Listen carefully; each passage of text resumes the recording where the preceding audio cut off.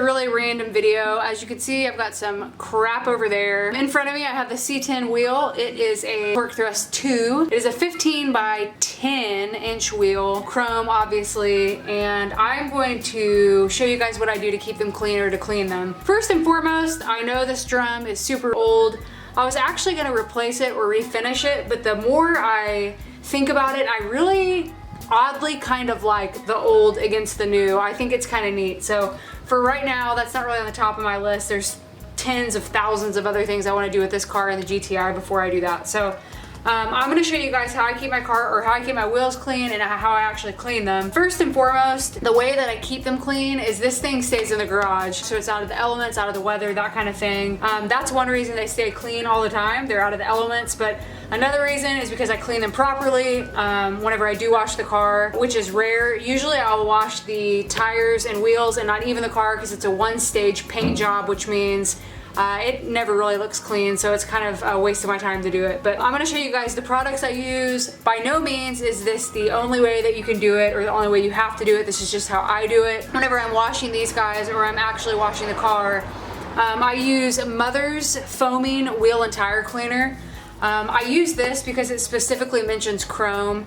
A lot of my other wheel cleaner that I have, especially wheel cleaner that I use for the GTI, it'll say, you know, cleans virtually any finish, but it doesn't list out the specific finishes. So I wanted that noted on a product I was using, that it was specifically for my kind of wheel. I don't want, you know, virtually any kind of finish and then except for chrome or something like that happen. So that was one thing I looked for. I like Mother's, I like the brand a lot.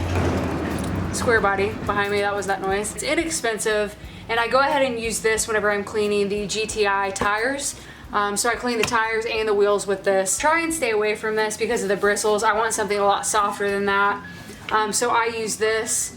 I got this from Adams. It is a wheel woolly. If you guys remember me doing my opening from Adams, this is the thing that they didn't tell me it was out of stock for like 2 weeks, and it was out of stock. It was the thing I was most excited about. But this is a wheel woolly. It's super, super soft. The texture is not going to scratch, anything like that. I'm not saying this is, but I would rather not use this on chrome. So I use this, I just go around the wheel, I get in here. It's super nice for being able to get in all the different crevices of the wheel that, you know, my hand can't go in and stuff like that. So that's the first thing I do, is I spray this, and then I use this to actually clean the wheel. While the spray is coated on here, I will use a super rough brush to end up scrubbing the tire. One thing about having lettering on the sides of the tires is any kind of dirt and crap like that is going to sit on that white lettering. So you have to be sure and get that really well while you're cleaning the tire. This is going to be controversial because I don't use this often. I just mentioned the issue with the white lettering. Normally I use this, which is Clean Freak's tire dressing. I love it. It's the consistency of kind of a lotion. It's not super oily, it's not super shiny. It gives it kind of a matte, clean look rather than just like slick, which that's what I like on my tires. So here's where I run into the problem. Whenever I use this, I apply it with something like this. This is made for a tire to just go like that. Obviously on my GTI, I don't have this much sidewall, so I use it this way.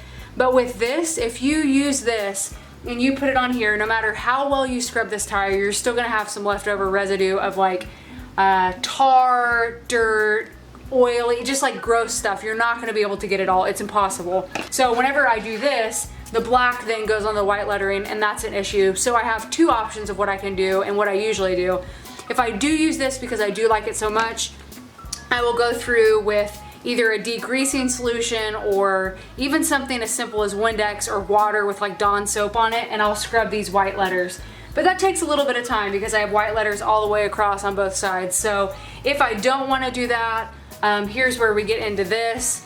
And this is just a super cheap spray, which I'm not the biggest fan of sprays. But with this situation, it almost tends to work better because you're not rubbing crap on the white lettering. You're just spraying and then you're done. However, if you do use this, you run the risk of getting it on the chrome, which isn't the end of the world. You'll just have to go through and clean it again. So those are kind of the two things I do with the tire shine. After all that's done, everything's dry right here. If I use this, I may have to get some stuff off, and usually I'll just use waterless car wash. It's harmless and it's safe. But after that, that's when I get into polishing, and I use Mother's chrome polish. Again, this is the same stuff that I use for the chrome tips, the exhaust tips on my GTI, but I use this for these wheels. I use it for my side mirrors, any kind of chrome metal on the C10. So this stuff works really well, and I'm gonna actually show you how to use this. So what I end up doing is I just take a kind of a cheapy microfiber, but at the end of the day it's still a microfiber towel, and it's gonna be better than using like a dish towel or something like that. I'll do a tiny bit because I'm not gonna do the whole thing. And then what you end up doing is you will apply this all over the wheel in kind of a circular motion.